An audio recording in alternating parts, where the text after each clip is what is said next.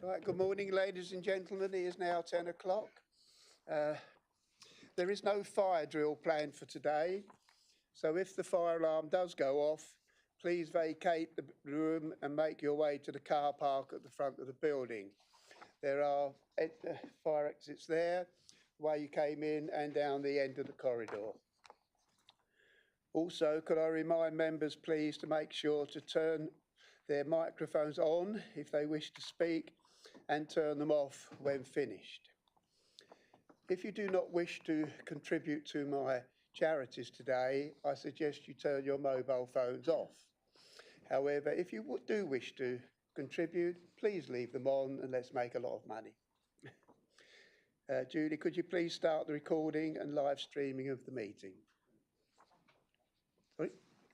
It's on. Right, lovely, thank you. Right, can I invite Julie to do the roll call, please? Thank you, Chairman.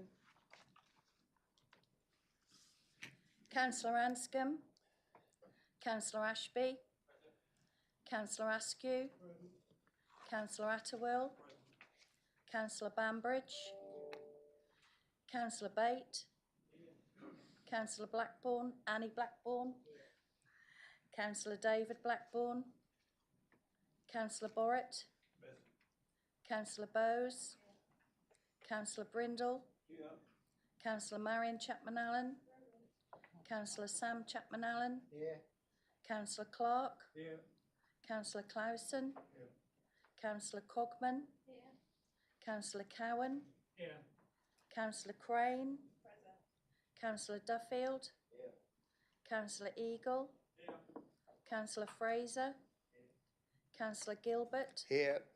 Councillor Harvey, Councillor Hewitt,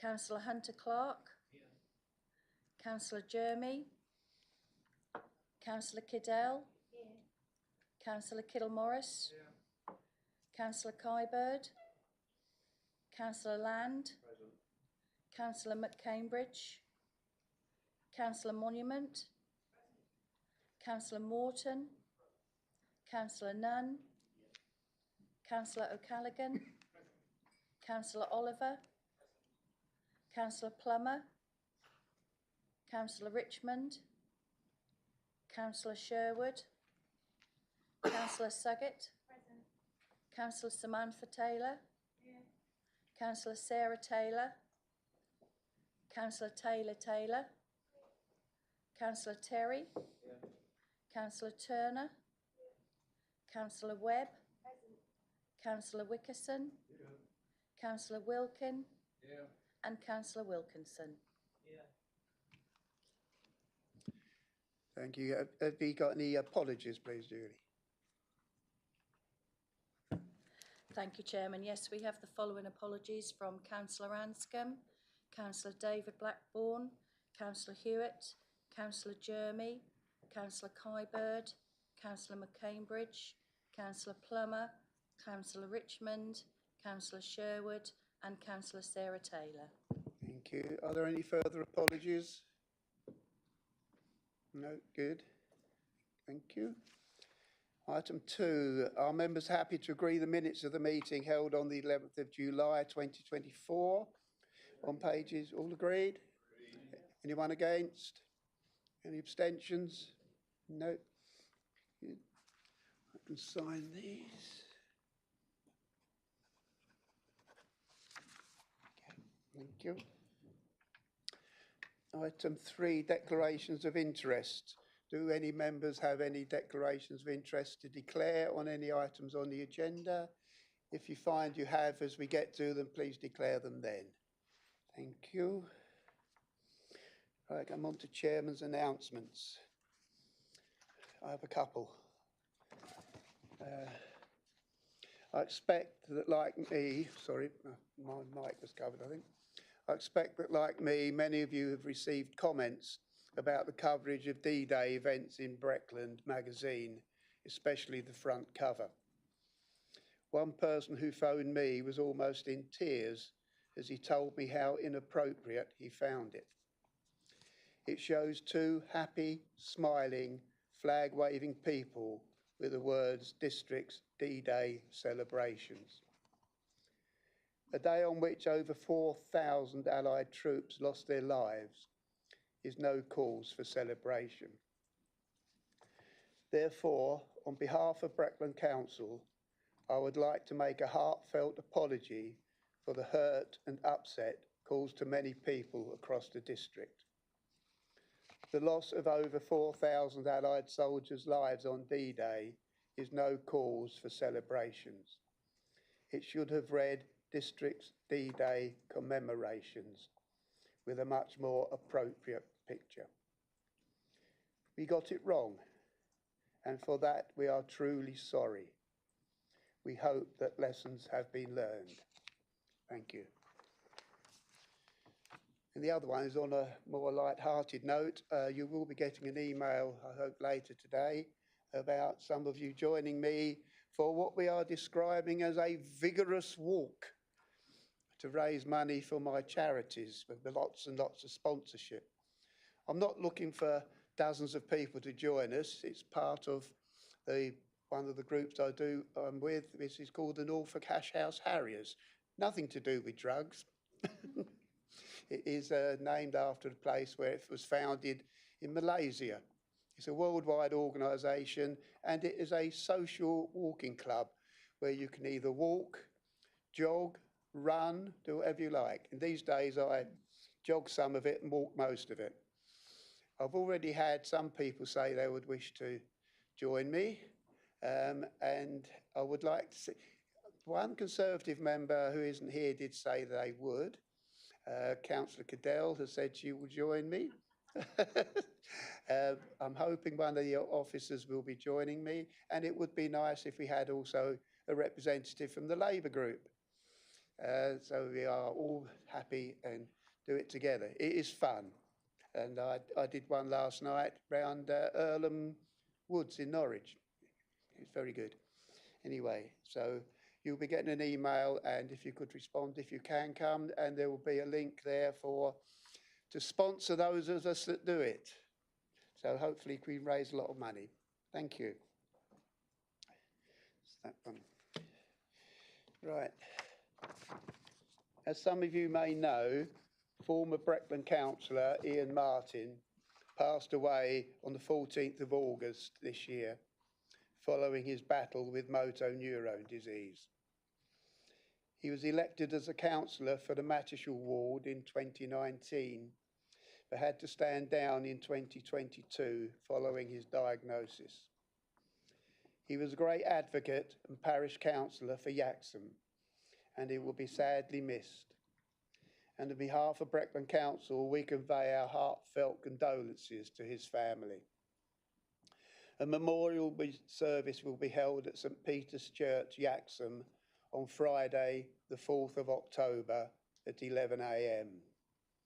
No flowers, but donations may be made to the Motor Neurone Disease Association. Please email Julie if you would like to if you would like the link, as she will send it to you. I had very few dealings with Ian over his time, but I would describe him as a true gentleman and a man of principle. I would like to ask you to stand for a minute's silence.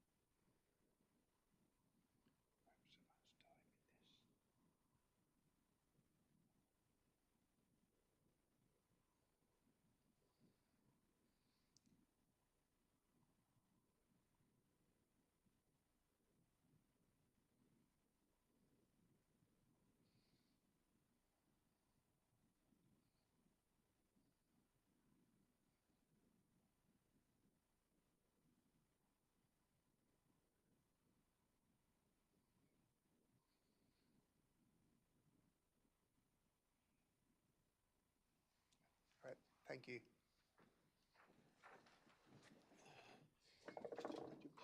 Sam? Yeah, thanks. Right, the leader would like to say a few words.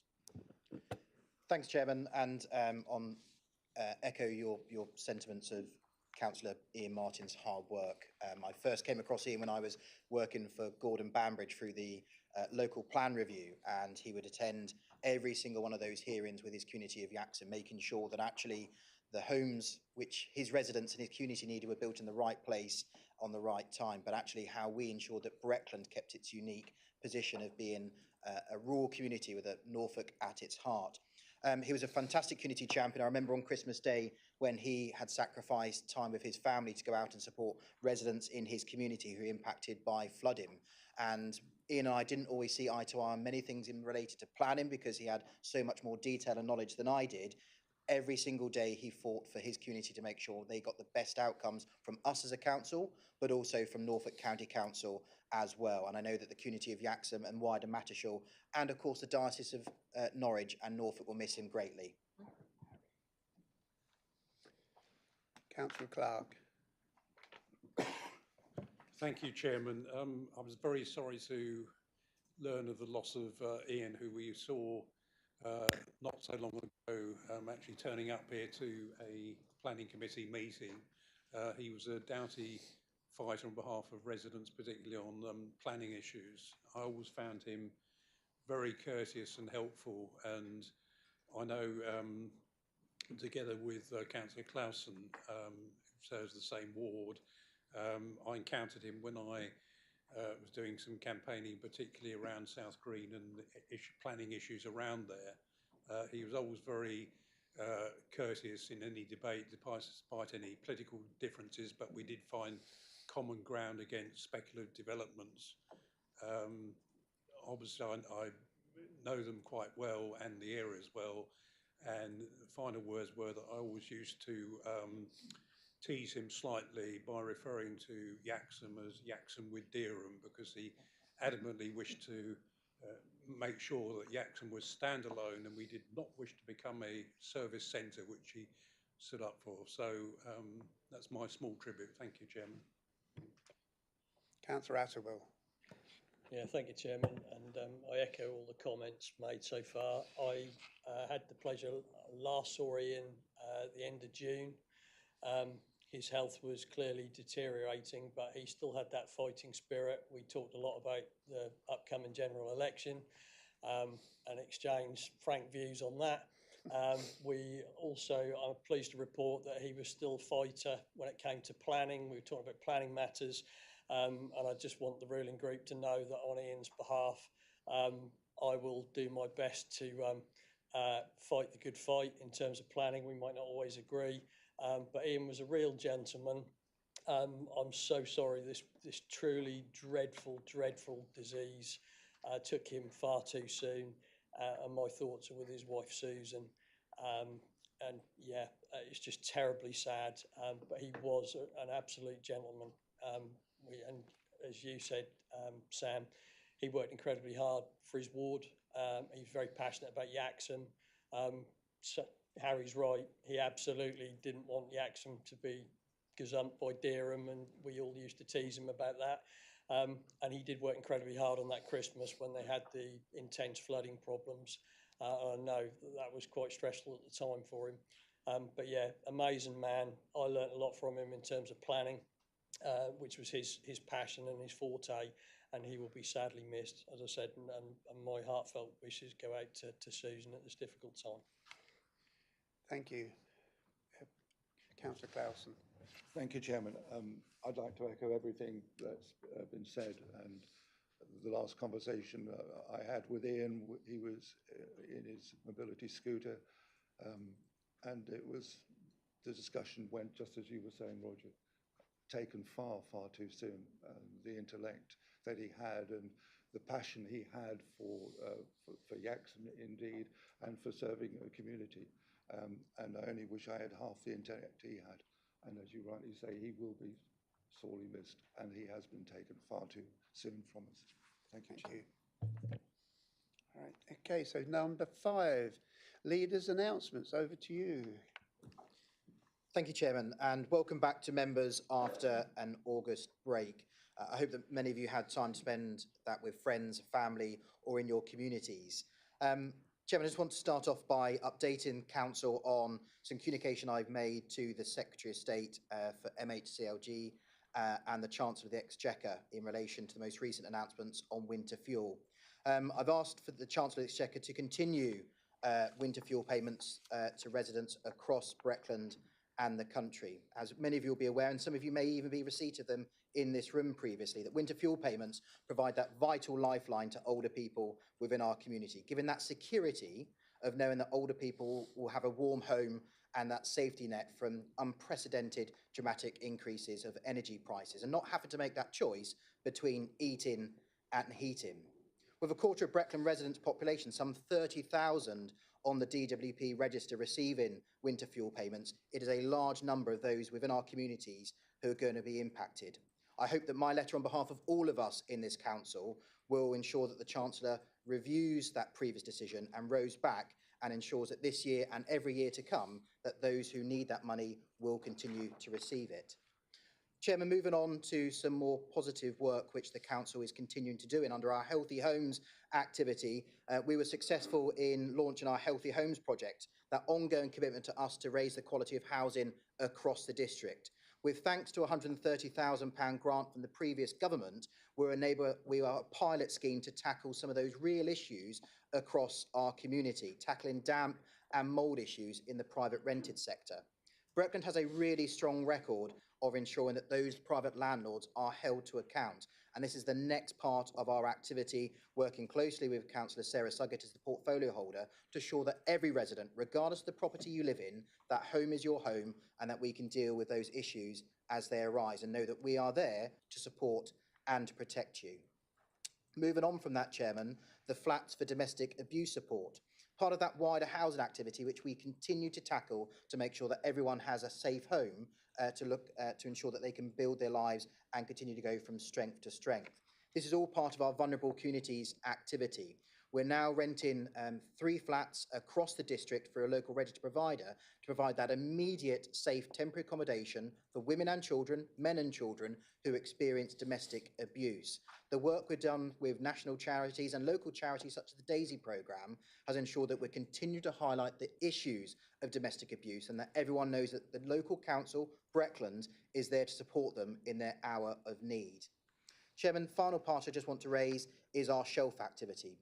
Members will be aware that this is our next part of our Inspiring Communities Mark II, and I want to thank all members of the Council for the work they've done through the Over and Scrutiny Commission to ensure that this piece of work has been able to start and commence.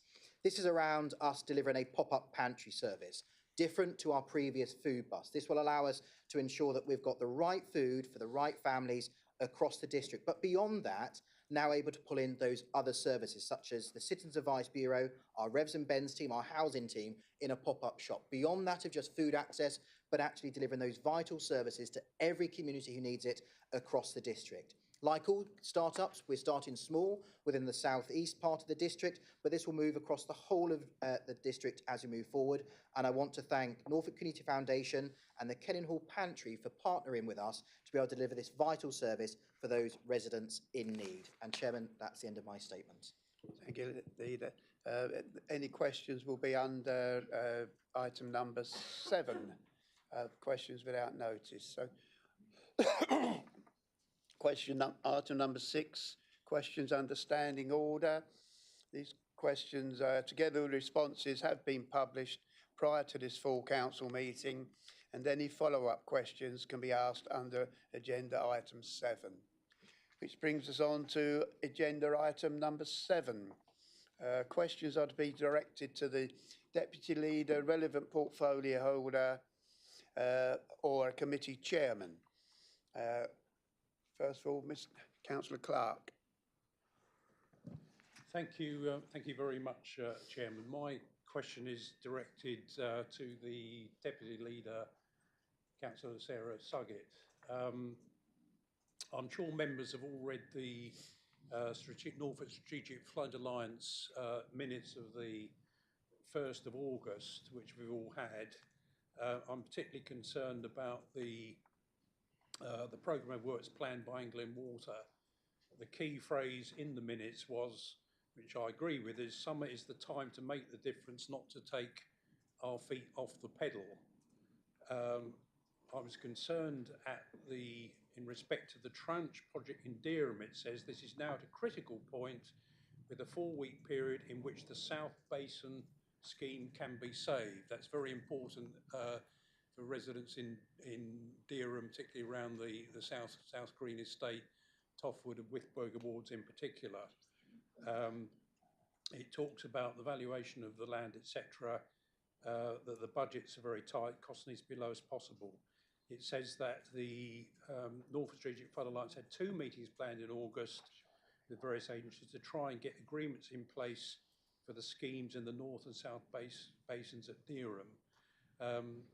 I'd like to know what's actually happened with that, when those key meetings have taken place, because we do not want to miss out on any bids for that funding at all. So grateful any update the Deputy Leader can give us. Thank you. Thank you for your question.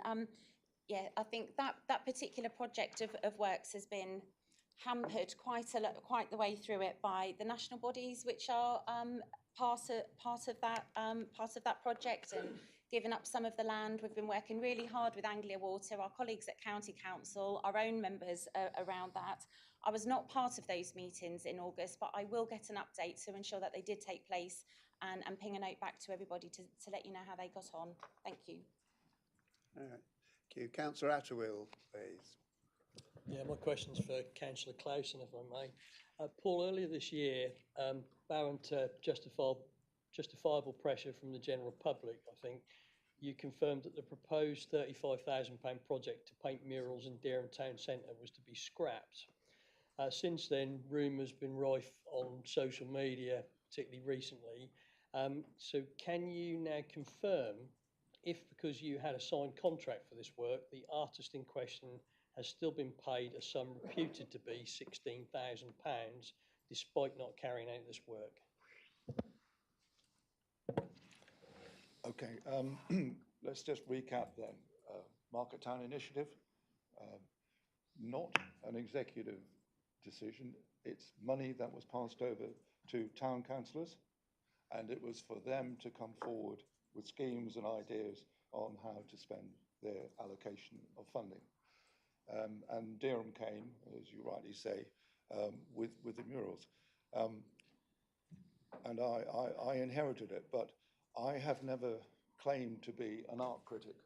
So I certainly don't go anywhere near judging what other people think about art. When I go to the Tate Modern, I have my own opinions, which I keep very, very much to myself. Thank you very much. As far as the money's concerned, yes, there was a contract with the artist, and my understanding is that the monies that have gone out were for the works to that date, which would have been, I know that you saw what was being proposed, and I also know that you certainly did not like what was being proposed. And so therefore, that is my understanding. I will double check that. I will get the officers to write fully that my understanding is absolutely accurate, and I'll get the exact figure to you, if that's okay. Okay. Thank you. Now it's a case of it will be whoever puts their hand up in order to be taken. Our next one I have is Councillor Land, please. Thank you, Chair. I think this one's directed at the Deputy Leader, Sarah. If not, I hope you'll bear with me. My question is regarding the Abbey Estate regeneration in Thetford. Under flagship proposals, around 300 households with private tenants face homelessness because of the development. Why have Breckland Homelessness Services not responded to the outline planning application? Thank you. Thank you for the question. Our housing team have been working really closely with the Abbey Estate and the residents on the Abbey Estate to understand what the process is going to be. I think it's really clear that they're two very separate issues which will be going on. There will be the residents and their homes and their houses, and there's obviously a live planning application which is going on at the same time. we need to keep those processes really very clear.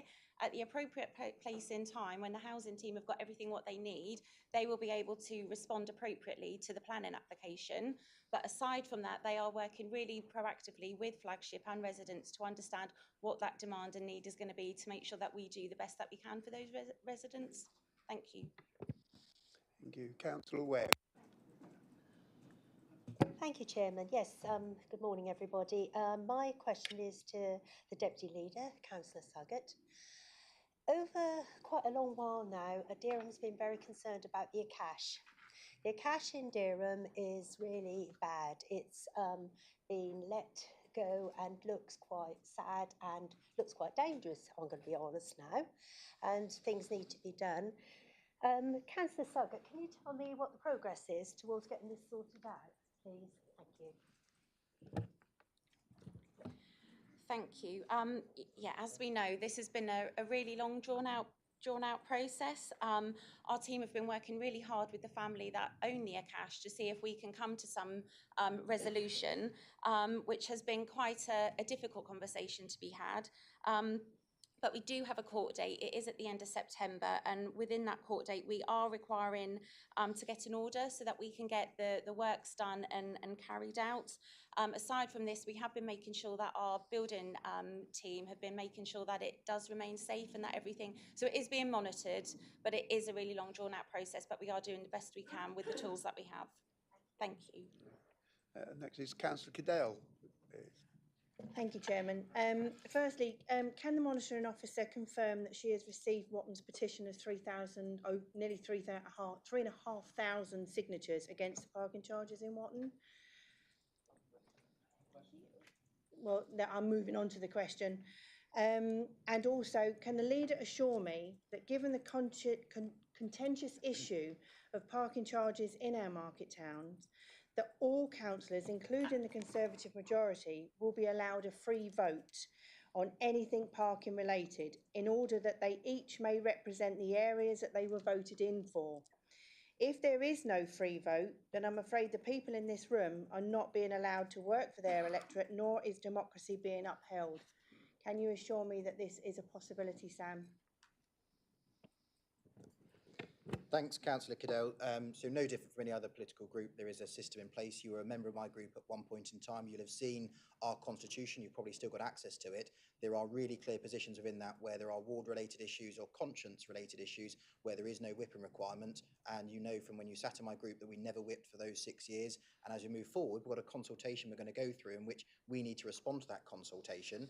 We can't make the decision today, and I hope that the council will support us releasing funds to commence that consultation, because that's when we really need to engage proactively and positively with all of our residents, businesses and those individuals who come and visit the district, to make sure that the formal decision when it is made at 2025 is the right decision for residents, businesses and the authority.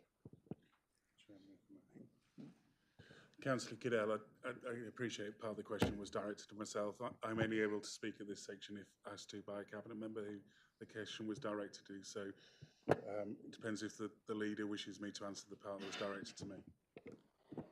I'm more than content for the monitoring officer to respond on my behalf. Okay, thanks very much. He, in this case, the monitoring officer, can acknowledge he received the petition from, I think it was from the Watton residents this morning. Clearly, a process needs to be gone through where we verify that petition and see if it meets the required number and it's a legitimate petition. But yes, I can confirm we received it today. Councillor Wickerson, please. Thank you, Chair. Before we get to item 10 on the agenda, I'm looking at the financial comments and appraisal, and I notice that at the bottom there are one-off revenue set-up costs of £56,000, include legal, change orders, project management, procurement support and communication costs.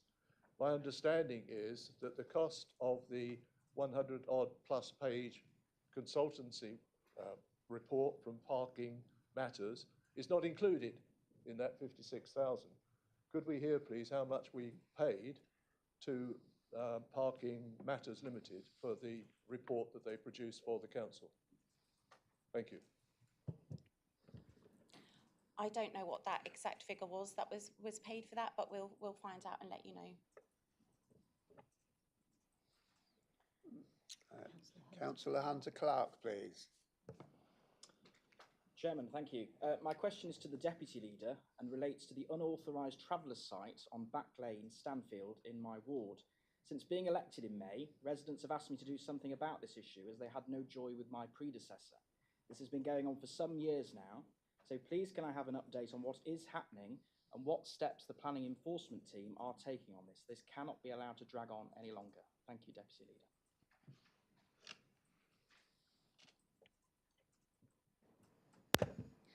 Thank you, and you're right, it has been going on for a really long time.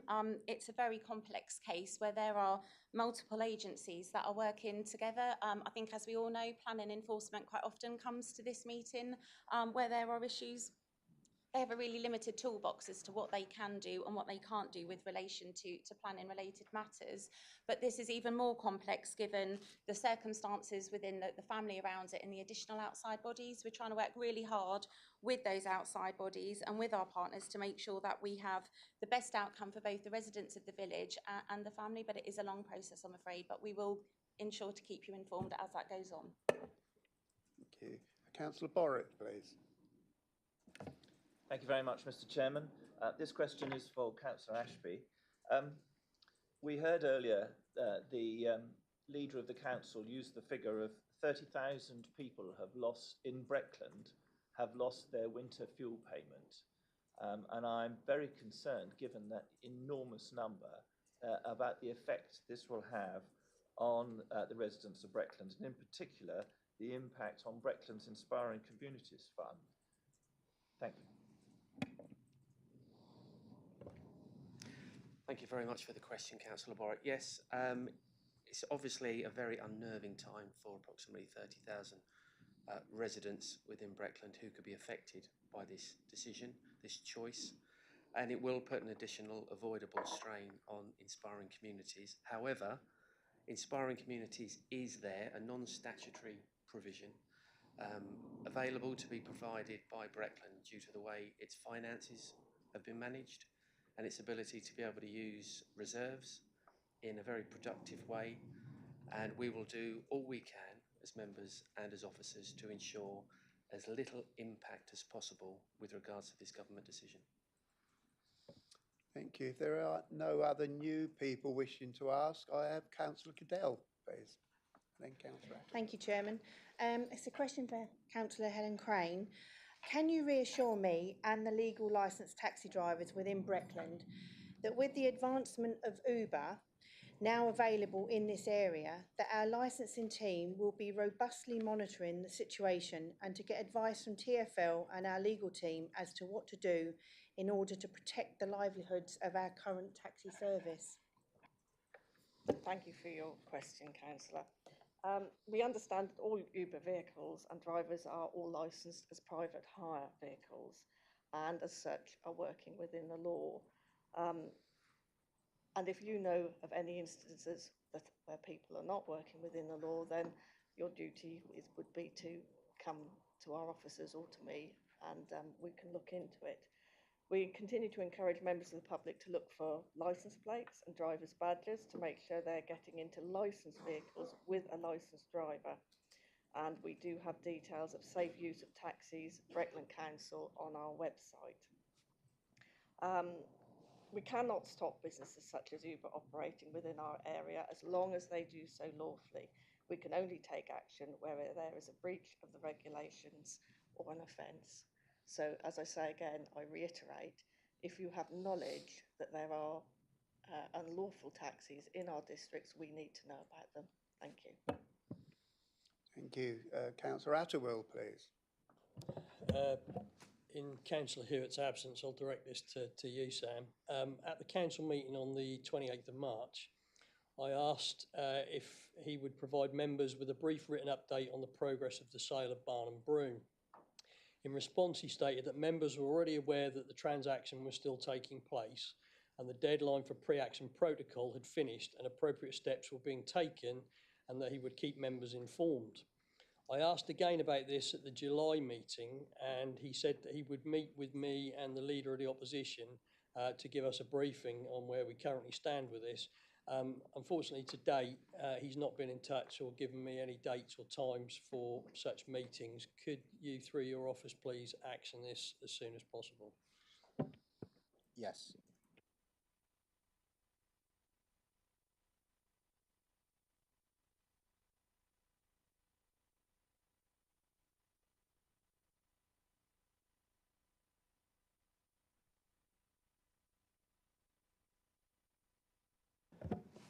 I'll follow up with a question to Councillor Suggett, if I may. Sarah, neighbourhood planning grant funding.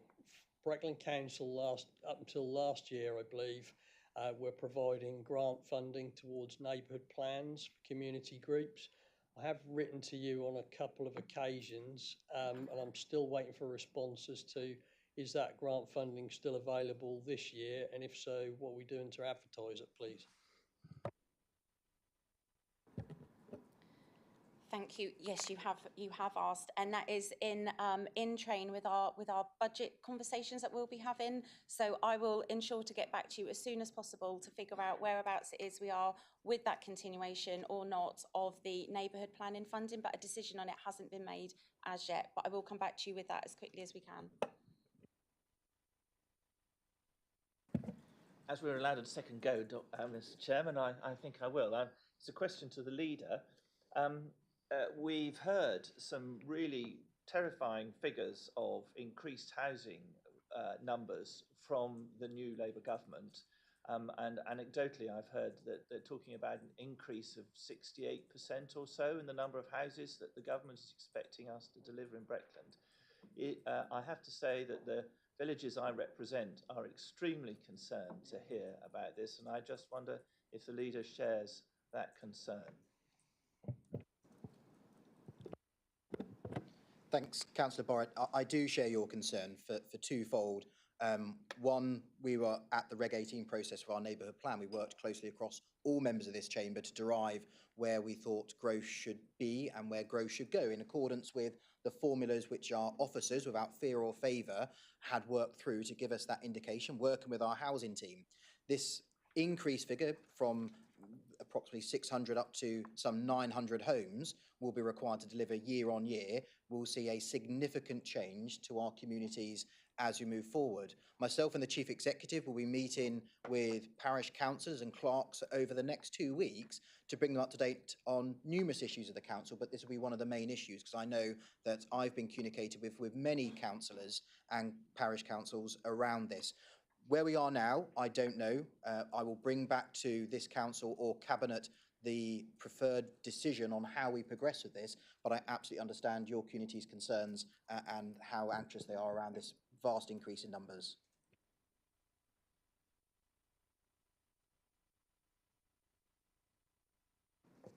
Thank you, Mr. Chairman. Yeah, just following on from Councillor Borrett's question, probably to Sarah or Sam, those figures are affecting my ward as well. I've got villagers are now just picked up some funding from Breckland to start their neighbourhood plan, and obviously I feel now that it will be a waste of time now moving forward until we can get the positive or negative figures from this Labour government sorted. So there'd be no point in worrying about funding going forward, as I believe. Can you explain that as well? Thanks, Councillor Wilkinson. I would encourage every community across the district to still continue forward with neighbourhood plans. The challenge is that those neighbourhood plans may not survive contact with the ground and they may have to change dramatically. The position of neighbourhood plans, though, is that that community attempts to own and revert back to us, to the authority, and we then have to challenge back to why that may not be appropriate. And some communities don't want growth, some communities want more growth, and we have to find that sweet spot within the existing NPPF. I know that your community, which you represent, will see a possible large increase in numbers as we move forward, not just in housing, but also the most recent announcements from the Energy Department around requirements for solar and wind farms on land rather than being positioned at sea. We are trying to move as quickly as we can with government to challenge their numbers, to challenge their beliefs, to make them aware of the risk of our current local plan. Remember, this is a council with an adopted local plan. We're doing it in a really constrained time frame. We are at Reg 18, about to commence Reg 19, and the challenges that we may have to abort all of that work, in which the community has decided where their preferred growth should be through this process. So we're going to have to move immensely quickly to ensure that everybody within our communities has the opportunity to shape where this arbitrary housing figure has derived from as we move forward. So all I can ask is your forbearance and patience, and if your communities or any other communities across the district wish myself or the Director of Planning to come and meet with them over these coming weeks and months, we're more than happy to do so.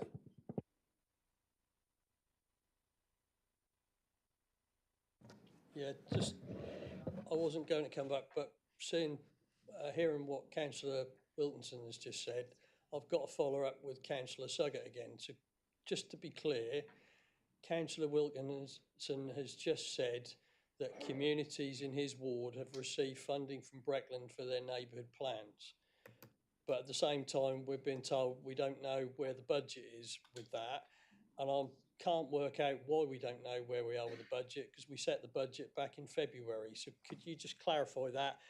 Is Councillor Wilkinson perhaps confused with locality funding? I don't know. What is going on there? Sorry, Councillor Atwell, that might be me confusing matters.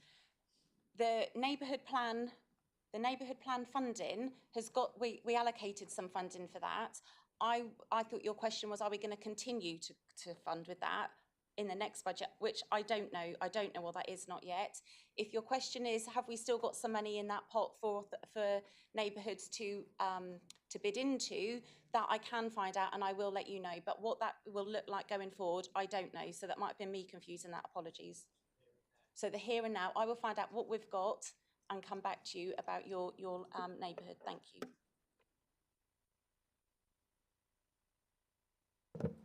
Councillor Wilkinson.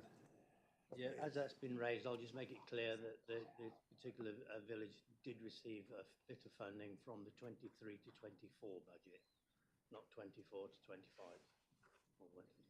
Right. If there are no further questions, we will move on to item 8, which is motions received under Standing Order number 8. There are 2 motions have been received. The first from Councillor Clark. So could I ask Councillor Clark to explain the reasoning behind his notice of motion? You have 5 minutes, sir. Thank you, Chairman. Members will have seen and read the full details of the motion about car parking charges and the reasons why the Breckland Labour Group, but not just the Breckland Labour Group, but many in our communities are opposed to these charges, full stop. Before I go on later, subject to the advice of the monitoring officer, I would like to make an alteration, which I'm allowed to do under 11.11(1)(a), to alter part of the motion, which will have the effect of, as you look at the document, to leave option A in, which is recommend that the council withdraw the scheme of proposed charging and look again at other option for economies, and delete all words from option B right down to the bottom of the second page from agenda, which says referendum in May 2025. All the other wording will remain the substance of the motion. Thank you. Yeah. Chairman, if I may, Councillor Clark is quite correct. Under Standing Order 11.11.1, a member may, with the consent of council, alter a motion which he or she has given notice on. So, Councillor Clark, as the person who submitted, the councillor who submitted the motion, is entitled to seek an alteration, but the consent of council is needed. So, Councillor Clark has put forward an alteration. Chairman, we'd need to see if that has the consent of council. So can I ask if that they've got a question? Sorry. I just wanted to check, do we get to learn the reasons for alterations before we vote on whether we consent on such an alteration. It's without discussion, Councillor Oliver. So you need to consider the alteration as proposed without discussion. Councillor Turner. Councillor Monument. Oh, Councillor Monument, All right, sorry. it I've got happens. my glasses. Can we please just have clarification of exactly how much is being deleted? Is it the entirety of option B? Please. Councillor Clark. Thank you, Chairman, and thank you, Councillor Turner. Yes, it is anything that refers to option B is to be deleted. The rest of the text of the motion is in there, and the recommendation option A is to remain. Thank you. I hope that's clear. Thank you, Councillor Clark. Did you wish to say anything else within your time? Thank you. If I can talk subject to the monitoring officer letting me speak. We need to take a vote on removing that. I'm sorry about that. Are you all in favour of removing motion B on there?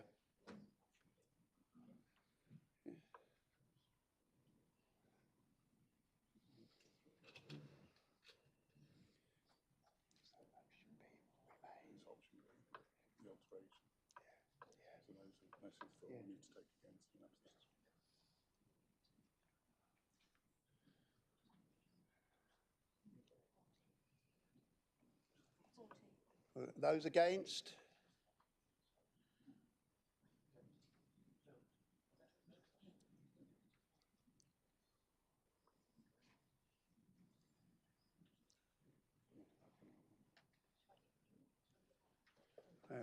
Thank you. So that is lost, Councillor Clark. So the second part of your motion will remain. Okay. You have a little time left, I believe. Thank you very much. Thank you very much, Chairman. I'm proposing this motion today on behalf of the Labour Group, but we know our opposition to these proposals speaks of many across Breckland, affecting as it will do market towns, economies, SMEs, villages, residents and future visitors.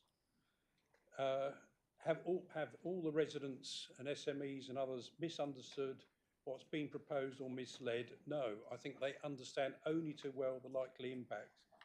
We've had parking free at the point of use all this time, so it must have been deemed to be of some benefit.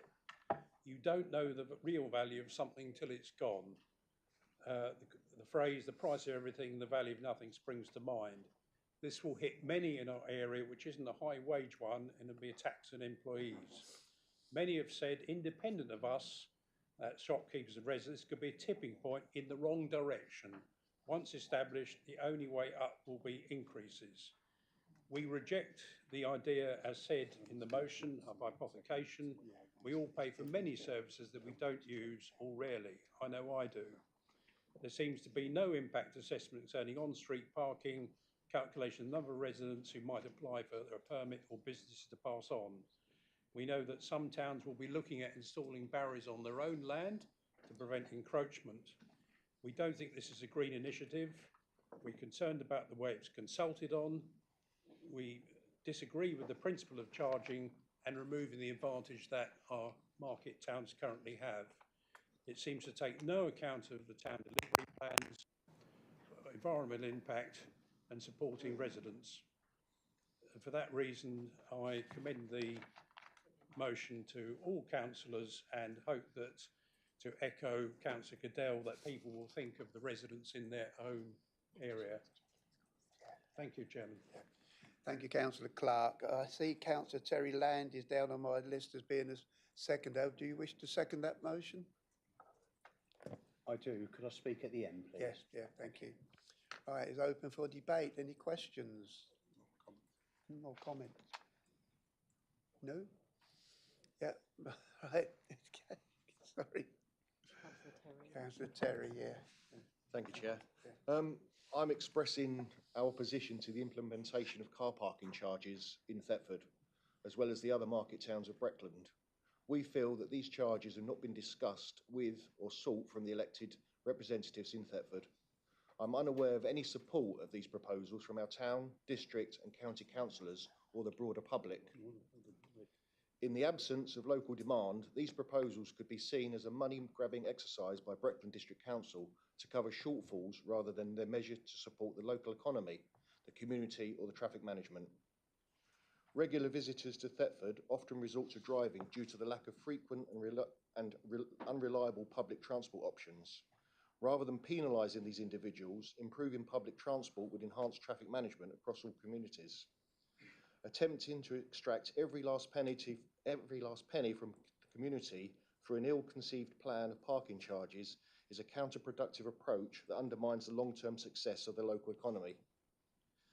With the implementation of parking charges, there would be a huge disincentive to those wanting to shop and visit our market towns.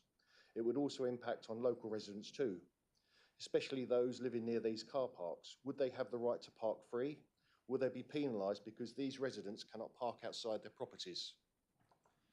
It's totally wrong because car parking charges penalise local people, residents who come to shop and use facilities in our own town. It's wrong because our car parking charges harm small businesses, the lifeblood of our economy.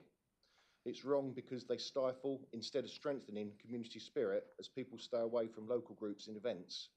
It's wrong because this will only exacerbate parking in side streets around our market towns to the considerable inconvenience of householders living in nearby. And it's wrong because this is not very fair to raise funds by penalising local people who need, not just want, to use their local facilities such as doctor surgeries, the libraries and the heritage sites around our town. This proposal is self-defeating and we are going to see businesses close. One of our biggest assets in Thetford is for free parking and we're going to lose that. Thank you. Councillor Oliver. This motion is inappropriate given that the actual discussion is actually at agenda item 10 and we're at risk of simply repeating any and all arguments under this motion and then doing it again at item 10. Further, I note that you included option B originally when you submitted this motion and have now sought to remove it, which makes one question whether or not as much thought as possible has gone into this motion before it was put forward. Presumably, your view is now, as you sought to recant from your option B position, that you wouldn't want to make council taxpayers pay for the car parks and their maintenance. But if that is your position, I would suggest that perhaps you remove and withdraw your motion now so that we can actually move on to substantive debate of the agenda item at item 10. Councillor Atterwell. Yeah, thank you, Chairman. I concur with Councillor Oliver. Shock horror. Once in a blue moon. I have to say, I think the motion is poorly constructed. I have to say. I kind of agree with option A, but option B I vehemently oppose simply because of the cost for local council taxpayers. I'm advised, because I've sought advice from officers, that if a referendum was to take place in the district, we were looking at a cost of £280,000 to carry out that referendum. If it was carried out in conjunction with, say, the county council elections next year, you would halve that cost. So you'd still be looking at £140,000. No, and it'd be a bit like Brexit. Nobody really knows what the outcome's going to be. We could end up spending all that money and find out we're back to the same position. So I think that would be money very poorly spent. I do have some issues, and I think Councillor Oliver's right, this can be discussed under the motion, under the main agenda item later on. I do have some concerns about the council's handling of this, and I'll perhaps keep my powder dry until we get to that agenda item. Yeah, Councillor Wilkinson, then Councillor Craig. Yeah. Yes, I'd like to sort of agree with Councillor Oliver. I can't see any evidence for this motion. Where's the evidence that businesses will close because of car parking charges? In my experience, where near town is Kings Lynn, they don't, shops not closing there because people are parking. It's because of the business rates they have to pay. And all our coastal towns, car parks are full all the time and the towns are full of visitors. And they do to pay for parking. Councillor Crane. Thank you, Chair. I have limited knowledge of when referendums and by-elections and county council elections can take place, but what I did think is that if a referendum was agreed, that it could not take place at the same time as the county election. Could someone clarify that, please? Which means the cost would be £280,000.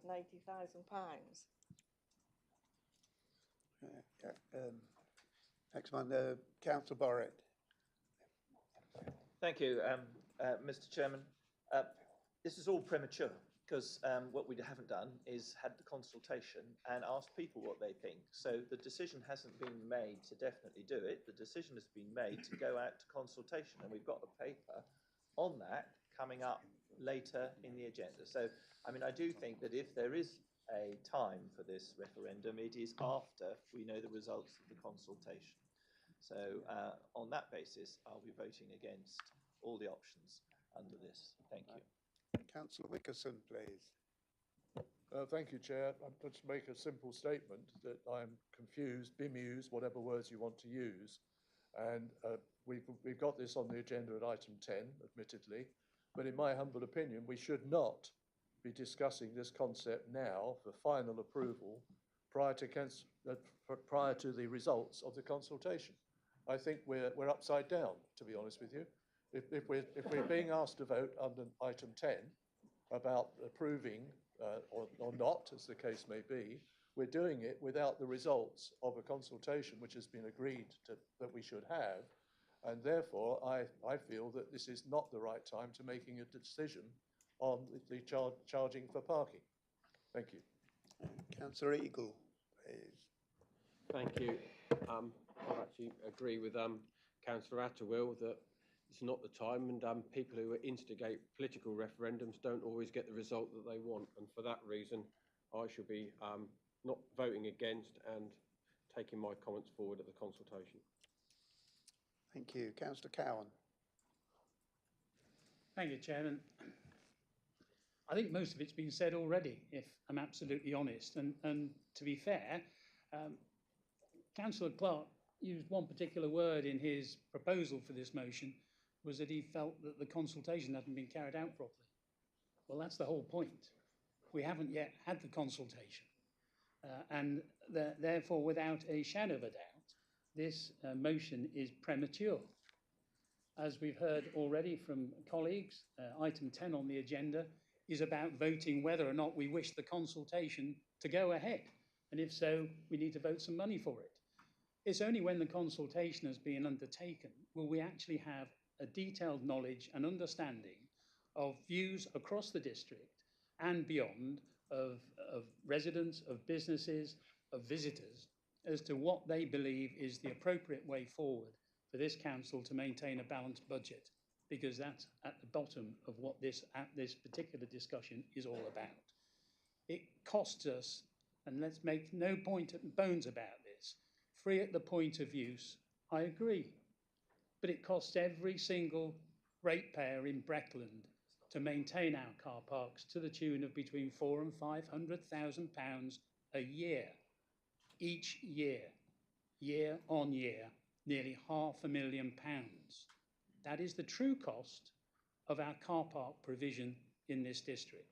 Hence, we are looking at ways to balance our budgets as we move forward. We've heard many times in the past how difficult it is for local authorities to balance their budgets, given constraints which are completely outside of the control of the local authorities concerned. Our own car parks are completely within our control. It's one of the few areas that we have a control over. What we want to hear from the residents, the businesses and visitors is what their views are on our proposals to contemplate, and I stress the word contemplate, charging for our car parks at a rate which may or may not be acceptable. We haven't got there yet, but in order to set the ball rolling, we have to carry out the consultation process. That is the truth of the matter, and we haven't got even to the consultation process yet, because That's what item 10 is all about on our agenda. Chairman, thank you. Thank you. I've got Sam Chapman next, please. Sam. Thank you, Chairman, and I won't draw this motion out because I think the leader of the Independent and Green Group summarised it immensely well. This should be happening under item 10. I would implore the leader of the opposition group, Councillor Clark, to please engage with myself or Councillor Cowan. It's all very well placed in recommendation A forward of other economies. Thus far, I've heard nothing from you since you've taken up this post, nor your group. And I think that actually as we begin to get in this emerging budget position and the constraints, actually your suggestions of how we can ensure we deliver a balanced budget, which we're mandated to do, would be most welcome. If you're not prepared to meet with either myself or the portfolio holder, to encourage you to meet with the relevant director and the 151 officer imminently. And I think all the other points, Chairman, are immensely well made, that actually this motion isn't the right place. This is premature. We should have the conversation under item 10. And then, as you'll hear at that moment in time, if Council approves that, a full and thorough and transparent consultation will take place, and the final decision of what and how and when will take place in 2025. Thank you. Councillor Cadell, please. This may be a wrong time to ask this question, but is there within this consultation an opportunity to explore other options, i.e. an increase in council tax, or to offer it to the parish councils? I think it needs to be a statement in regard to this motion, so I think that question would be more relevant on the later agenda item. So if there's no other members, Back to Councillor Lamb. yeah, can we have Do you want to come back? Yeah. Clark. Councillor Clark, please. Yeah, thank you, Chairman. I've listened carefully to all the comments, supportive or otherwise, around the chamber. I'm cognizant of the fact that we also have this as item 10 on the agenda. My understanding was that the consultation was not about the principle of charging itself.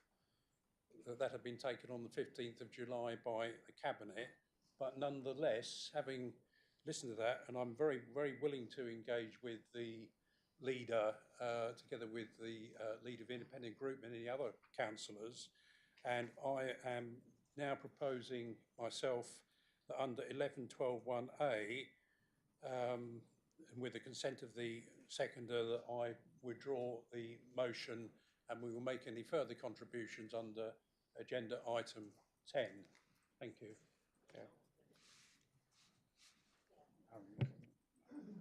Thank you, Chairman. As Councillor Clark quite rightly suggested, under Standing Order 11.12.1a, he's entitled to ask for the motion to be withdrawn. I need to seek the consent, we need to seek the consent of the seconder, Councillor Land. You have that consent. Chairman, it's then to a vote to Council to see if they consent to the withdrawal of the motion. Right, so the vote is, are you happy that the motion is withdrawn? All those in favour?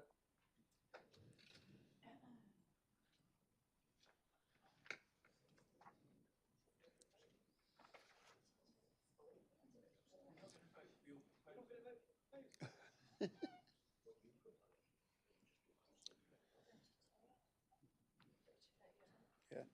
Those against?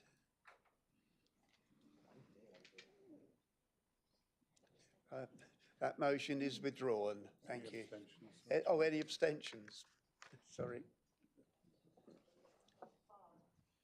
Right, okay. That motion is now withdrawn. Thank you. So we come on to item...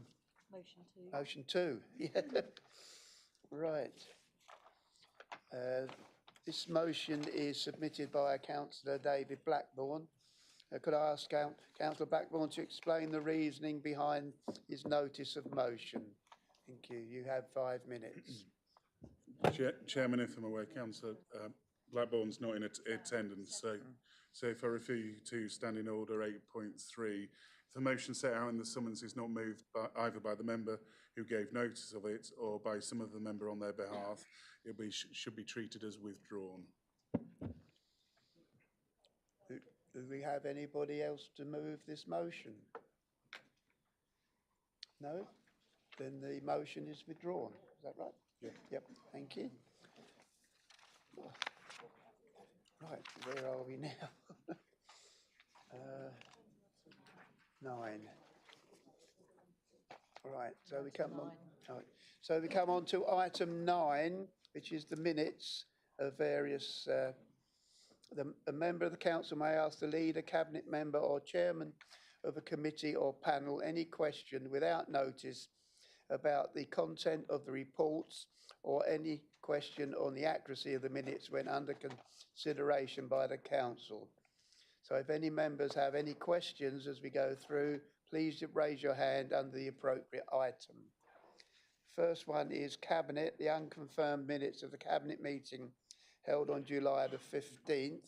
Are there any questions? If not, are you content to receive those minutes? For those in favour? Agreed. Right, thank you. So we move on to Overview and Scrutiny Commission on the 11th of July. These are unconfirmed minutes. Are there any questions or comments? No? Are you content to receive these minutes?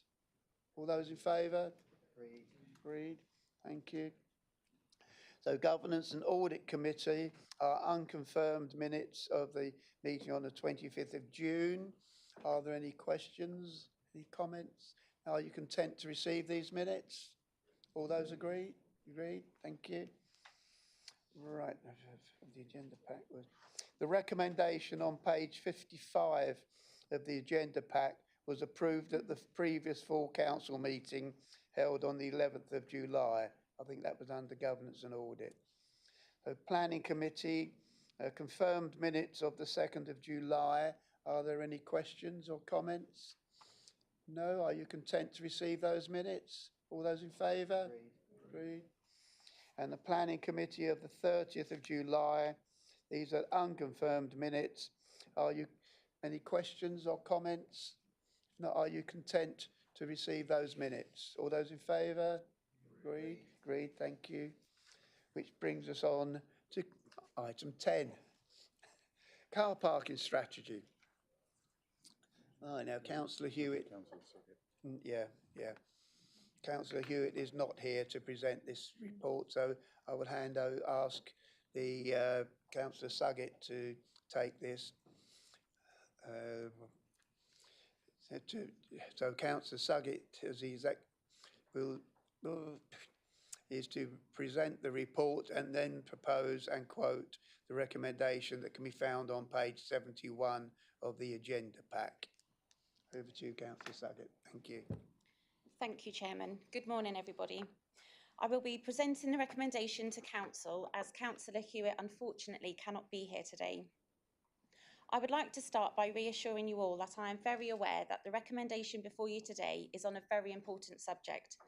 And as recent press, social media and public commentary has shown, the provision of public car parking is undoubtedly a sensitive area for many residents and businesses in Breckland. I would like to take this opportunity to personally thank members for your careful consideration, for taking the time to read the independent consultant's report and supporting documents, and for the reasonable approach that you have taken when discussing, explaining, and of course challenging this. It is helpful to remind ourselves of the prevailing circumstances and why we find ourselves debating this age-old topic. Like many local authorities across the country, Breckland is facing financial pressures, which has been the reason behind reviewing our services and funding methods in order to maintain a balanced budget and continue to deliver vital services. Currently, our 30 car parks with 2,200 spaces cost our council £450,000 every year. That's almost £500,000 a year financial burden. And whilst car parking provision is clearly an important issue, there are many other priorities and aspirations for our residents and businesses that are impacted or at risk as a result of this significant cost. In July, our Cabinet made the decision to change the Council's car park policy. I'm sure many of you will be aware that this subject has been covered extensively in the local press and media, that it's been discussed on social media, that petitions have garnered signatures, and that some, like we have heard this morning, have proposed alternative ways to fund running costs with council tax hikes. I would like to reassure members, residents, businesses and partner organisations that from the outset, we have deliberately ensured that our approach has been transparent and that the evidence upon which we have based our recommendations is easily available. We are working proactively with our Overview and Scrutiny Commission, made up of members from across the political spectrum, to ensure they have the chance to carry out their duties in this process. And again, I would like to thank members for their time and commitment on this. Likewise, we continue to interact with residents and businesses on their feedback. We are developing our online frequently asked questions and ensuring that concerns raised by members of the public are being collated. I understand that decisions on introducing parking charges are not easy, but if approved, the recommendation before us today will, amongst other things, allow us to go further with proper engagement and public consultation. As we discussed at both Cabinet and Scrutiny, consultation will help us shape the finer detail of the proposed new approach.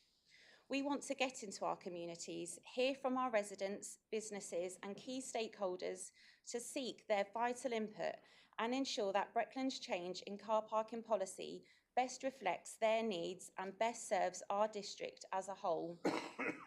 I would therefore like to recommend this morning to release the remaining required funds and amend the capital and revenue budgets to deliver the policy change outlined in Proforma B Appendix C. Thank you, Chair. Thank you. Could I have a seconder to that proposal, please? Councillor Webb, thank you. All right. Any questions? Councillor Atterwell, please. Right, thank you, Chairman. I'm a little bit confused and I'm hoping that you can help me out here, Sarah. You say that we're going to release funding for a consultation, but that's not what it says here on this page in front of me. At the top, basically, you've already agreed and decided that we are going to go to a charging model. That isn't being consulted upon. You've already taken that decision without consultation to the general public or local businesses or the town and parish councils to introduce car parking charging. That's the fact of the matter. This here, the recommendation is to implement a change to the council's car parking policy to a charging model, delegate authority to the deputy leader and executive member to implement the required operating model and necessary changes to the council's car parking orders to meet the policy change requirements. To coin a Norfolk phrase, this is, sorry to be coarse, arse about face. You should have done the consultation before you went and took the decision to decide that you're going to implement the car parking charges. This is a fait accompli. The public can see it. At the moment, I think the petitions, so I think there's about 8,000 signatures to the petitions that have been put online, and I think the one that Watton have produced as well. So this isn't a consultation, to be clear for the public who are watching, about whether we implement car parking charges or not, or whether there's an alternative way of funding what you're telling us is a black hole in the budget to pay for the car parking, which you estimate is about £450,000, £500,000 a year. So let's just knock on the head this issue about consultation. What you're doing is you're implementing it, then you're telling the businesses and the local communities you're going to do it. And is it any wonder that they are angry? I think you should have done the consultation first. Also, my big concern with this, and I've said this at Cabinet and I'll say it again, is you have not taken account of the impact this will have on low-paid shop workers who work in our town centres, and indeed people who work in charity shops as volunteers. If you're a full-time worker working in Dereham and you park in the Cherry Tree car park, you work, say, 48 weeks out of 52 in a year, this will cost you £768 a year from what you'll undoubtedly probably get minimum wage. No account has been taken of that whatsoever. You have said you're going to implement it. There's something in the consultation, in the documents that your consultants have said where, well, businesses can choose to pay that on behalf of their employees if they want. Our high street businesses are on their knees anyway. They are already struggling without having to swallow that cost. Nothing has been taken account of the impact on businesses and local people. You are purely looking at the impact on this council's finances, and I think this subject is much wider than that. Also, I would just say, I am concerned that in the consultant's documentation, it was very clear in there that parking charges shouldn't be implemented in the town of Watton. For reasons known only to Cabinet and a select few officers, you've decided you're going to implement it there anyway. There was also the issue in the consultant's document where it talks about, I think, about £1.5 million generated in revenue for this council, way above the figures that you've put in this document where you say it's going to wipe its face effectively. I want to know how you can suddenly say the consultant saying this and Breckland officers and cabinet members know better. I think this is ill-conceived. I think it should be paused at this moment in time. I think the consultation should take place. Based on that consultation and the views, wide-ranging views. Your 3 minutes is up, Councillor Atwell. Can you wrap up, please? You should pause this, get that consultation done before you spend any more money on this project. Thank you. Thank you. Did you wish to respond? Yeah, I'll start off, Chairman. I'm mindful that Councillor Hewitt's unable to be here and Councillor Suggett's presenting today's item. Councillor, so your points are really well made. You made them at Cabinet and at scrutiny. And the response you received from the consultants when we were at scrutiny was, we have to start somewhere. And from their experience as a consultant body, as soon as you say to a community, we are going to charge for car parking, the response is emphatically no. So the process we went through, and we were really transparent about it, we communicated through press releases and statements to members that we commenced this piece of work some time ago with car park surveys to understand what is our flow through of those car parks. That then formed an independent position for the consultants. Now, the consultant said lots of things. The consultant said, don't give free car parking. The consultant said, think about selling some car parks. The consultant said, don't offer permits.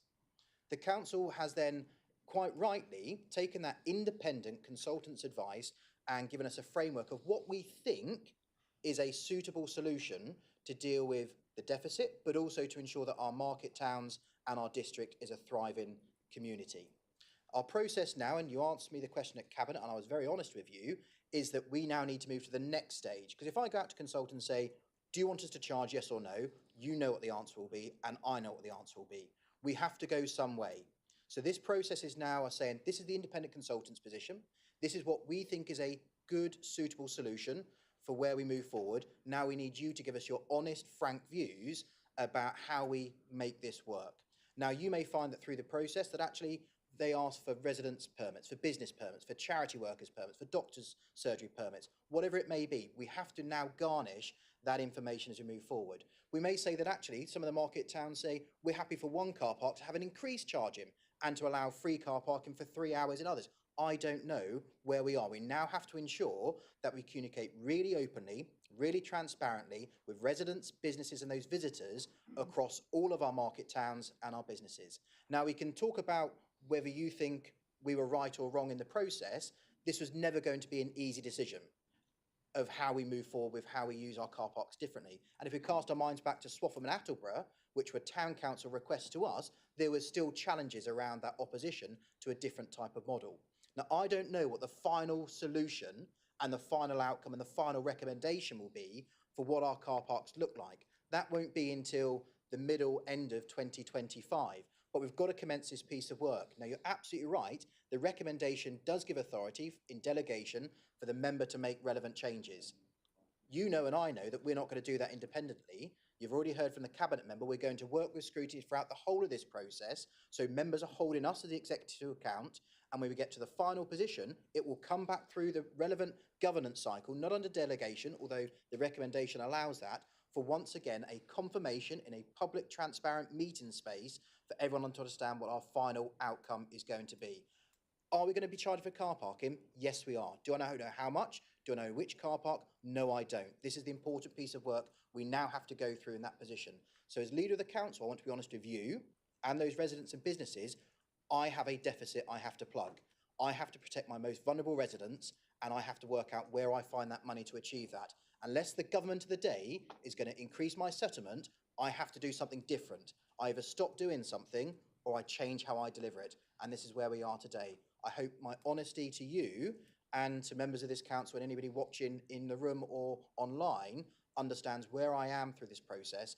But what it's going to look like finally, the final iteration, I don't yet know. And I hope that you will support the recommendation to allow us to get the money drawn down to commence what is going to be a very thorough, detailed piece of consultation with residents, businesses and those users of our market towns. Thanks. Councillor Bowles, please. Thank you, Chairman. So this would be for Councillor Suggett or the leader. As we're talking about the consultation and funds and the funds going for that, I would like to know if there will be the opportunity in the consultation for Watton residents to express their views specifically on whether Watton should be subject to car park charges at all, bearing in mind that it was originally recommended by the consultants that it should not be. Thank you. Thank you. Yeah, as part of the consultation, we will be encouraging residents, businesses from all of the district to participate.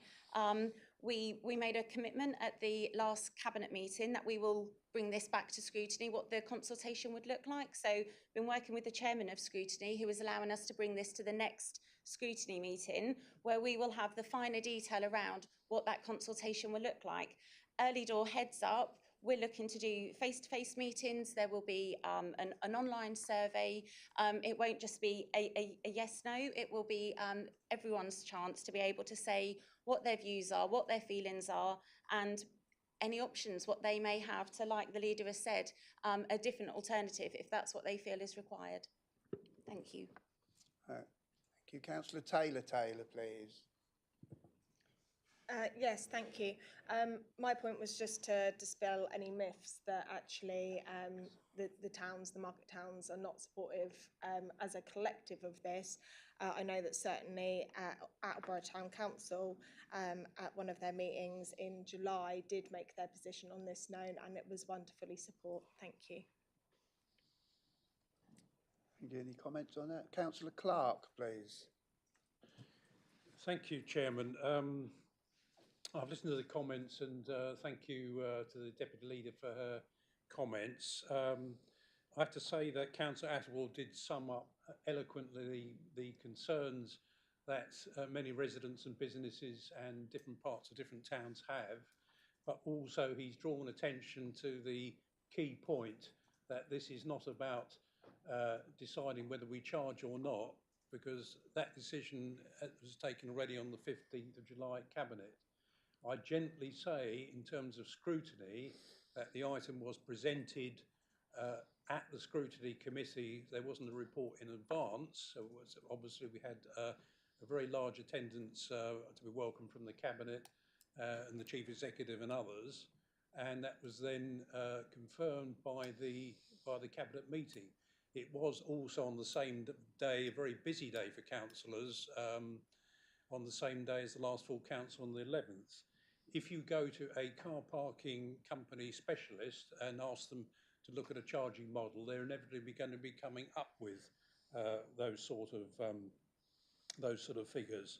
I will, of course, ensure that everybody and urge anyone to engage with the consultation process. And I think from the comments of the leader, I don't know how many are going to be reassured that we don't know what the final reiteration looks like. So I think people are extremely concerned and anxious about that. And again, it is, as I've said, this is the first time we've actually got these charges coming in, and I've been 25 years in Dereham, and it's quite clear this is being driven by the deficit and in the budget, which wasn't forecast when the budget was set. It's not because we've always really wanted to do car park charging. So we in this group remain opposed, but will of course ensure people engage as far as possible if the principle is approved further. Thank you. Thank you. Councillor Cadell. words fail me, to be quite honest, listening in this room to all the sides and words about this. It's been decided here and now, you know, what's the point of a consultation? You've made the decision. What saddens me is that the consultant that I would like to know how much costs this council to employ actually stated in there that Watton was not needed because there was plenty of off-street parking.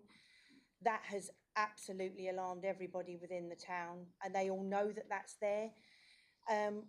But asking them after you've already decided it to be a charging model without exploring any other avenue of raising that deficit, off the top of my head, you know, increasing your council tax by a nominal amount across the board would cover that deficit. Offering it on a basis of lease to the town councils so that they may maintain them themselves, that's an option. You're taking that decision away. So what is the point of a consultation that's going to cost money to give no answer? The recommendations are already within that report to say how much it's going to cost. All you're going to be asking in that consultation is the permits going to be allowed for houses? Are the permits going to be allowed for the shops? How is that model going to work? The decision to charge has already been done. So all this work that all of us are doing to get petitions and to get the consult with the public, and we're all hearing the same thing. The public would like to pay extra on their council tax. They don't mind that. They've not been asked that question. You charge peanuts, you get monkeys. And basically, if you keep the council tax so low, the services, and this is now what we've got, you're taxing the public on very hard, really struggling people. And I'm dead against it. And even more so because Watton was not allowed, not supposed to be being charged out of it. Somewhere, something's gone awry, and I'm not happy. Thank you.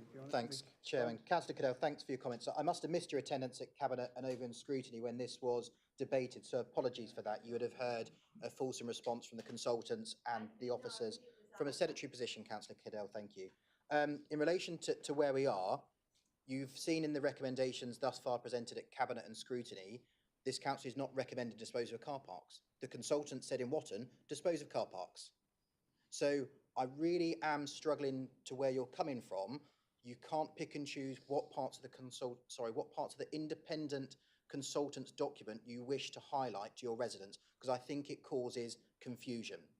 The independent report for Watton said don't charge, but you should consider disposing of some car parks. Also, it didn't talk about free car parking.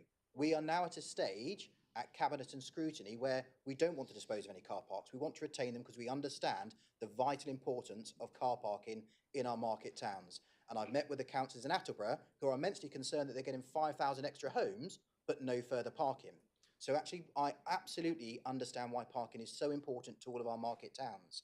This part of the process, though, and as I responded to Councillor Attwell, and I hope I responded at Cabinet, is I have a financial deficit. This is not going to plug this council's deficit. This is going to go some way if we have a different type of approach to car parking. If you are going out as a community champion and saying to your community that the decision's been made, that's wrong. I met with Councillor Bowles and some businesses in Watton recently, and I made it very clear to those that we are going to be having to charge for car parking unless there is a different approach from this government in how local government is funded. I am not prepared to go out to a referendum, and you will know across the country that no council has been successful with a referendum because the residents do not want to see an increase in council tax. They expect us in this chamber to do our civic duty and deliver a balanced budget on the services we must deliver, and this is what we're doing. So as you heard from Councillor Suggett, we're going to go out to consult, and we want the community, residents, businesses and those users to help us shape the best solution possible. Now, we may find that the ultimate proposal we bring back on that charging model looks very different to where it does, because the circumstances may change. The decision we may get further funding from government. I do not know. My crystal ball is not working today. But we need to be really clear to work with the communities that we have to find an alternative solution because we cannot keep the status quo. You may find that Watton has a different proposal which is offered, and I hope that all of them engage in that process and help us derive what is a good outcome. But to say the decision has been made and the decision is the decision, I'm afraid you are wrong and you are misleading your community. The decision will be made in 2025, and I do believe it will look and feel a bit different to how it does now, and that's absolutely right and proper. Thank you. Councillor Borrett, please. Thank you very much, Mr. Chairman. It's really heartening to hear the leader speak unambiguously about the fact that the decision hasn't been made and will be made after the consultation. What we're being asked here to do today is not to make a decision on parking. The recommendation is quite clear. It's specifically about the release of funds. And if we don't vote for this, then the consultation can't happen. So given where we are and given as I say, the unambiguous statement of the leader, I think that it would behove on all of us to support this so that the consultation can happen and then we can make a decision in the future as the leader has outlined. Thank you. Thank you. Councillor Wickerson, please. Thank you, Chair. Just for clarity, because there's been lots of comments one way or the other, but did I hear correctly from the leader that yes, we are going to charge, but the detail will be after the consultation? That's what I heard. I thought. Thank you. Okay, just need some clarification. Thank you. Thank you. Councillor Oliver. Thank you, Chairman. I just wanted to knock on the head the assertion from Councillor Cadell that everyone would like to pay more council tax rather than see car parking charges. As we saw, if there was one benefit of the erroneous motion that was withdrawn earlier today, it was that there isn't universal support for charging extra council tax in order to retain free car parking. And indeed, even the Labour group has withdrawn that motion in reflection of that fact. Certainly, residents in Attleborough do not want to pay substantially more council tax in order to retain free car parking. It's not a universally held view, and the answer cannot always be to socialise costs in order to get round difficult decisions.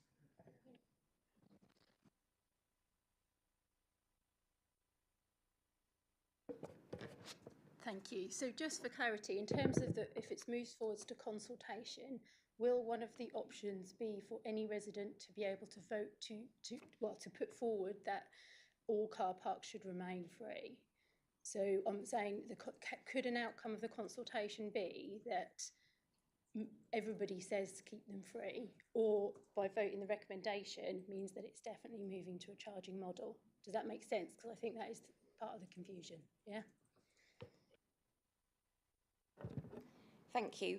So as part of the consultation, which we have a rough idea of what we would like to go out and do, and we will work with scrutiny to make sure that that is universally acceptable by all members, that is what we go out to do.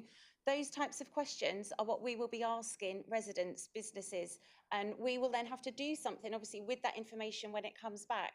We've got over 140,000 residents in the district. We are not going to do something bespoke which pleases absolutely every single person, but we will have to take on board the findings that we have and do something with that information, which, like we've promised, we will keep bringing back to the Overview and Scrutiny Commission and make sure that we get the policy in place which best suits everybody's needs. But those types of questions are the types of questions that we will be asking. Thank you.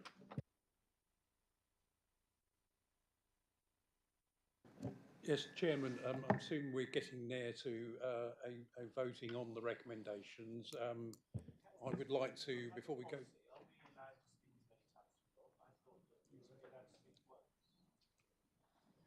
Sorry.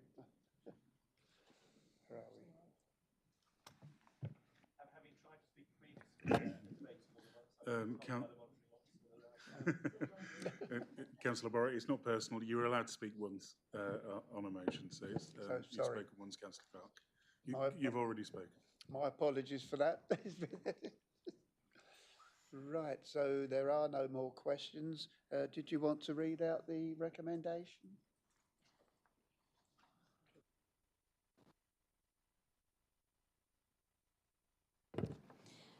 Thank you, Chair. I would like to recommend to release the remaining required funds and amend the capital and revenue budgets to deliver the policy change outlined in the pro forma B attached at Appendix C of the agenda pack. Thank you.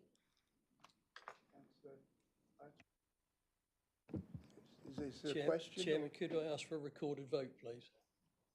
All right, thank you. Yeah. You'll have to have Chairman, so if a requested vote's asked for before the vote takes place, we need 12 further members other than Councillor Attewell to support that. So it's 12 plus 1. So we're looking for 13 members to be in support of a recorded vote. Right, all those in favour of a recorded vote, please. I will do that.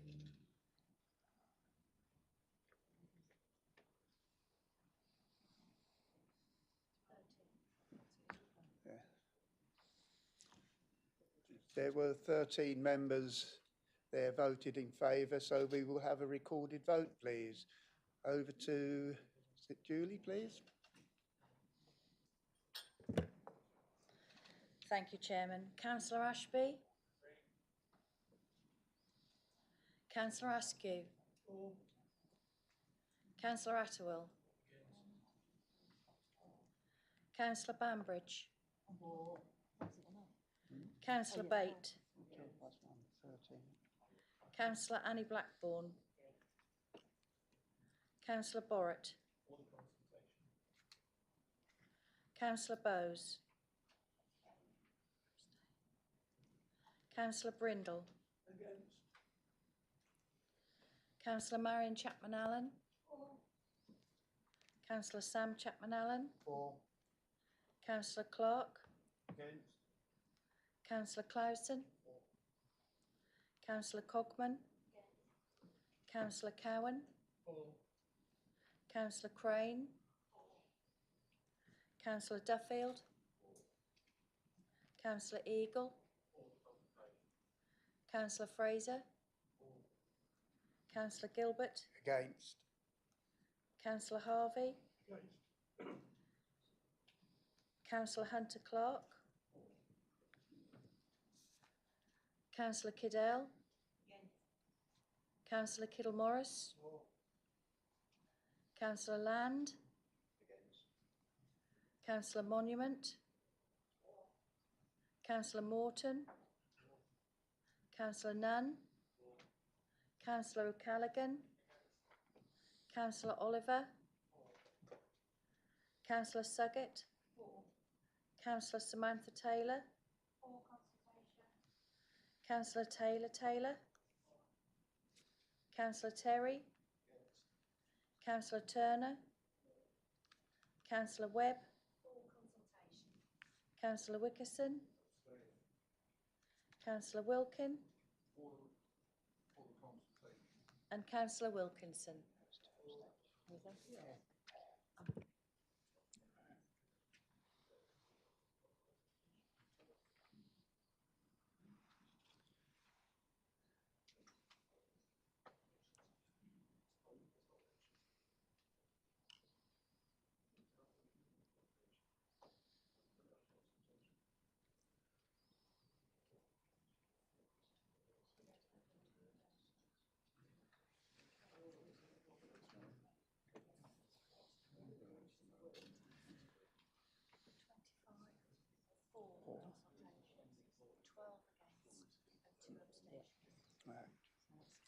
Yeah.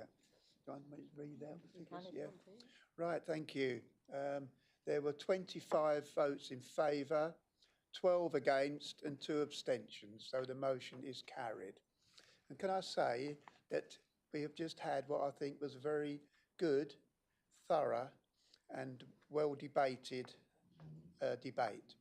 That we don't seem to have many good debates as council anymore, but I think this one has been good. So from all sides, it was measured and responsive from those in fact.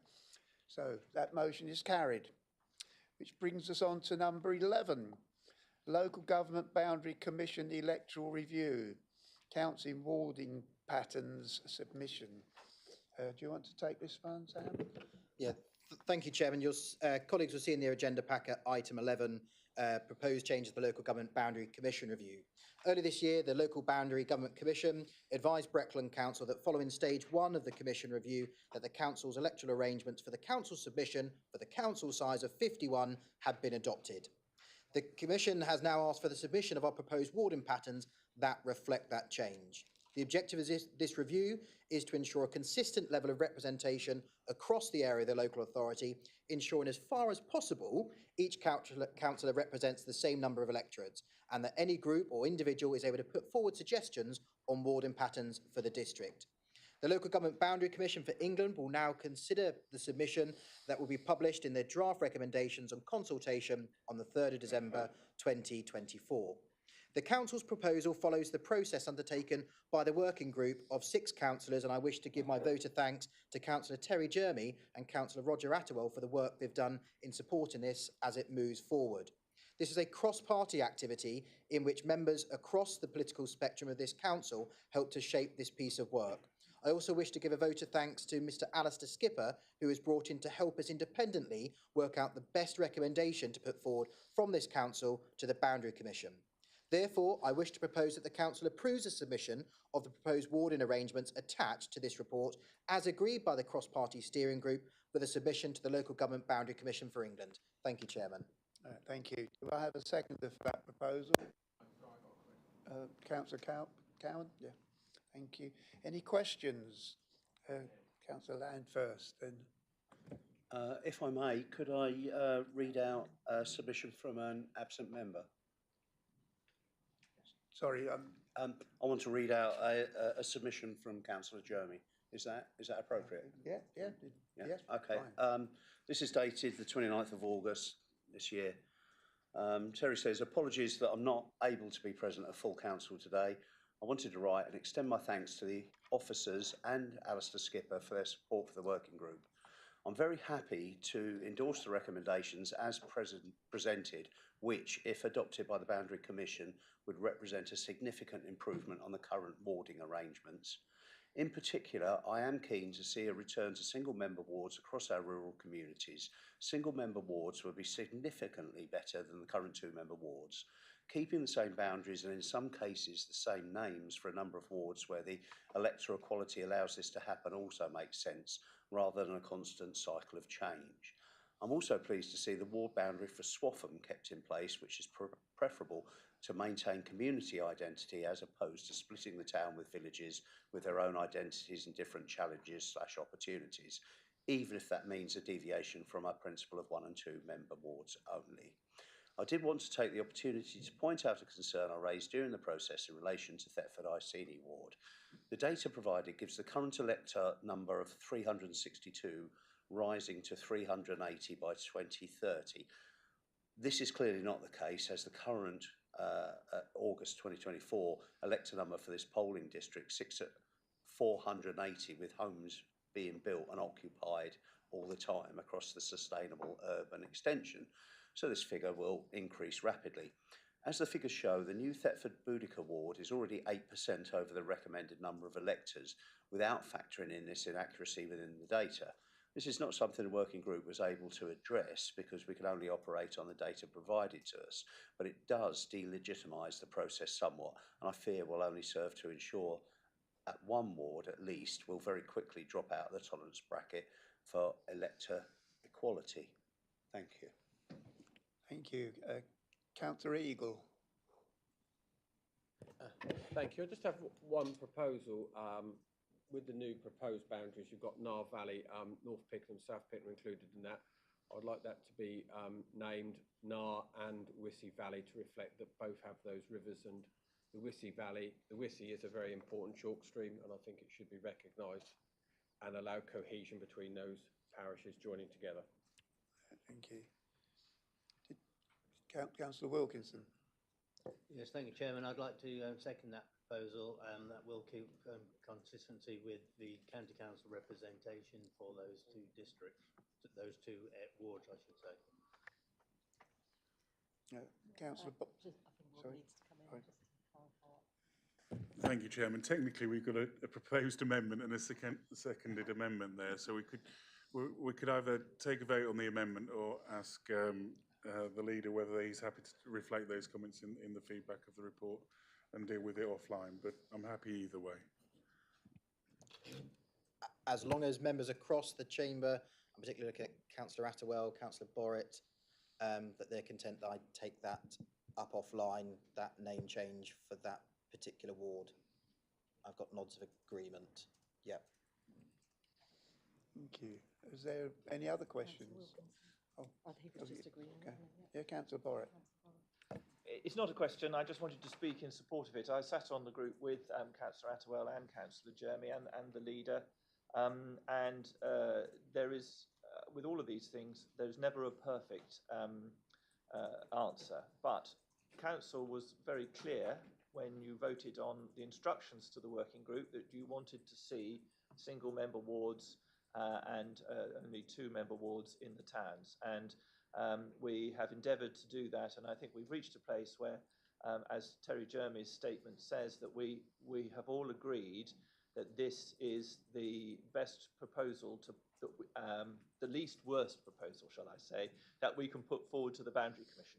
There is incredible strength on us agreeing it unanimously, and that means that the Boundary Commission still has the power to fiddle with it, but it does take away a lot of its arguments to mess with our proposals. So there is strength in us supporting this unanimously, which we wouldn't have if we weren't to support it, which is why we all work very hard to come to a point where we all agreed. Thank you. Councillor Attewell. Thank you, Chairman. Just want to echo what Sam said earlier on. Grateful to all the colleagues cross-party who've worked on this. Yes, I think it would be good if we could be unanimous on it. I think it's fair to say, Sam, that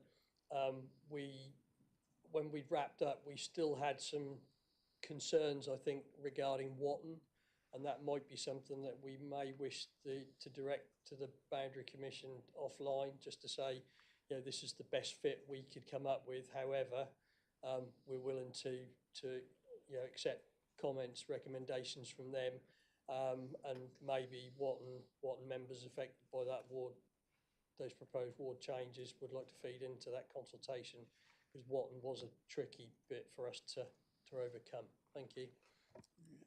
Thank you. Are there any other questions? No? In that case, we can put the, do you want to read the recommendation now? No, right. Okay, it has already been read out. So all those in favour?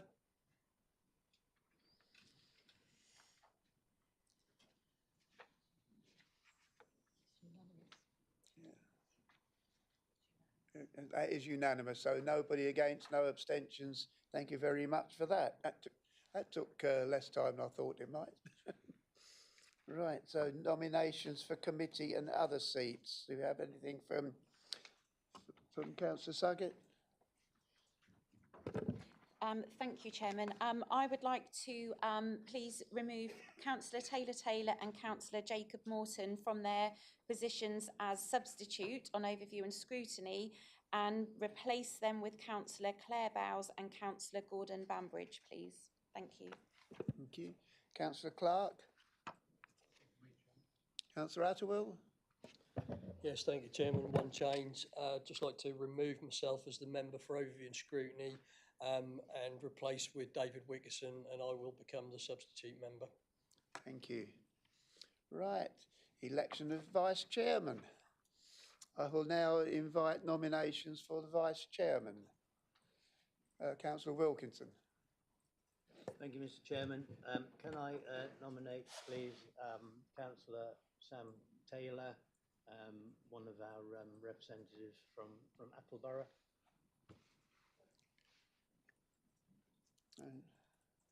Yeah, do I have a seconder for that? Yes, Chairman, I'm very happy to second Sam Taylor. She's an excellent councillor, works very hard, and I think will do us proud as Vice Chairman. Thank you. Are there any other nominations? So I've had a proposer and a seconder. All those in favour?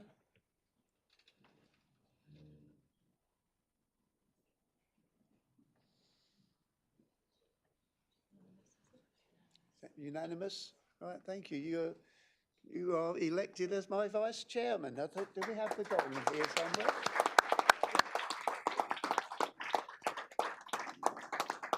You'd like to come up and sign the declaration?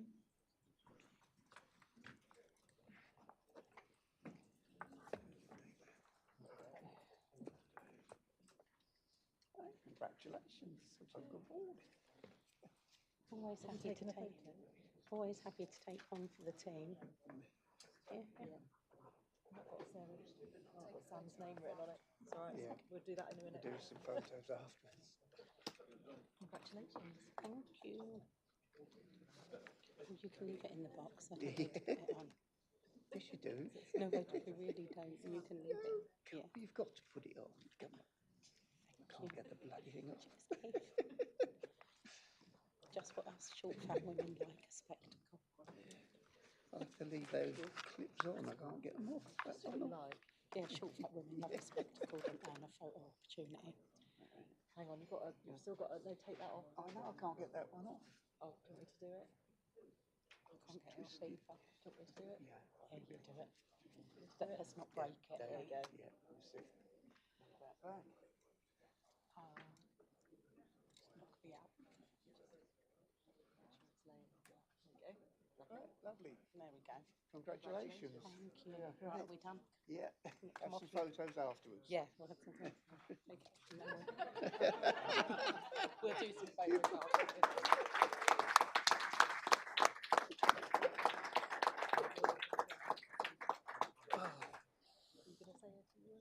Yeah, yeah. Right, so congratulations on your appointment as my vice chairman. I already have a few events you can attend because I won't be available. And I hope you'll be there as my support and any advice I can give you. Yeah, yeah, yeah. Right, thank you. Did you wish to say anything now?